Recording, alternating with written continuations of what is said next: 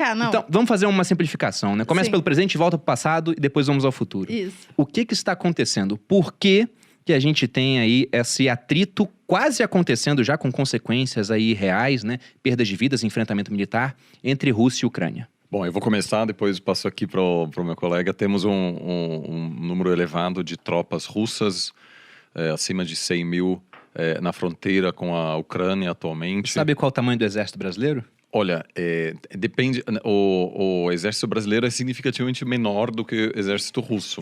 Eu ia falar só que a gente tem 200 mil pessoas mais ou menos no exército brasileiro. Então metade do exército brasileiro está na fronteira com a Ucrânia. Mas mesmo no caso russo, houve um deslocamento importante de tropas até da Sibéria para a fronteira com a Ucrânia. Além disso, há tropas na Bielorrússia, no norte da Ucrânia, no que muitos interpretam como uma ameaça para uma segunda invasão depois de 2014. Já houve uma invasão e anexação, na verdade, da Crimeia, que é uma província da Ucrânia.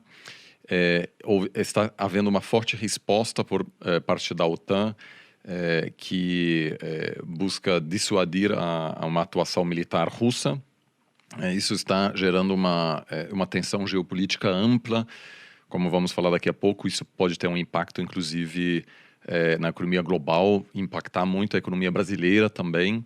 E o que está em jogo realmente é a pergunta de por onde passa a fronteira da esfera de influência russa, se a Ucrânia pertence de alguma forma a essa esfera de influência.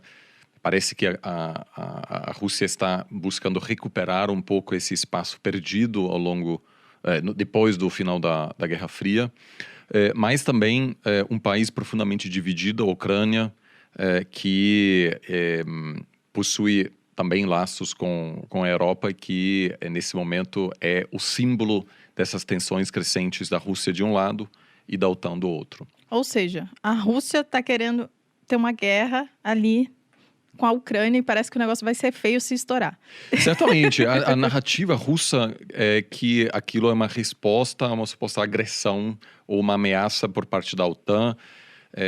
Existe uma narrativa importante por parte da Rússia de que os Estados Unidos prometeram, depois do final da Guerra Fria, de que não aumentariam, ou seja, não convidariam outros países da Europa Leste a fazer parte da OTAN. Essa história não é bem assim, é um pouco mais difícil. Isso foi no contexto de um debate sobre onde tropas americanas ficariam na Europa Oriental, na Alemanha Oriental. Esse debate, na verdade, não era sobre a Europa Leste, mas existe essa narrativa. É preciso respeitar o fato da Rússia ter passado por um trauma, um colapso, né? O Putin, durante o fim da Guerra Fria, no momento em que o muro de Berlim caiu, e o Ocidente estava, enfim, celebrando aquele momento, o Putin foi espião em Dresden, uma cidade na Alemanha Oriental.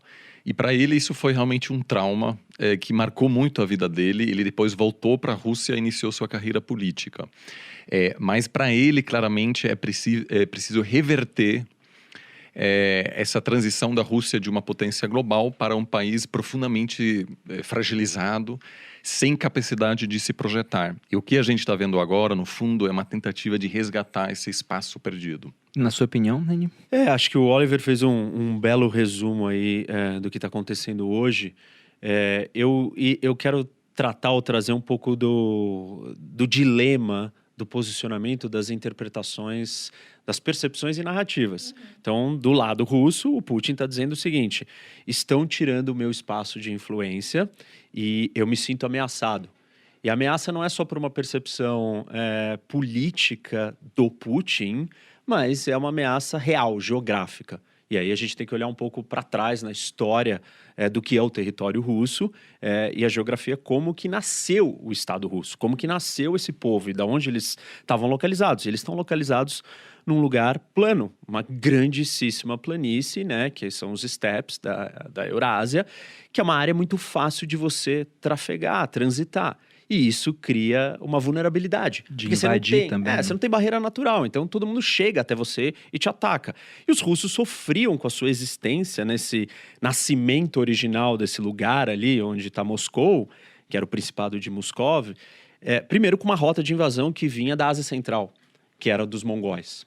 E a segunda rota vinha do norte da planície europeia, que é uma região que começa na França, passa por Holanda, Alemanha, Polônia, Ucrânia e Bielorrússia e chega dentro da Rússia.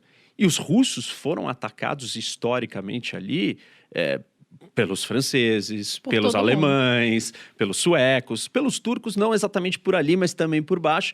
Então, eles se sentem ameaçados. E ok, essa ameaça é real. Mas o outro lado da história é que, para eles lidarem com esse problema geográfico e geopolítico, ele simplesmente criou uma dominação e um império, seja o Império Russo, ou seja a União Soviética, aonde eu vou avançando territórios, conquistando povos e dominando esses povos.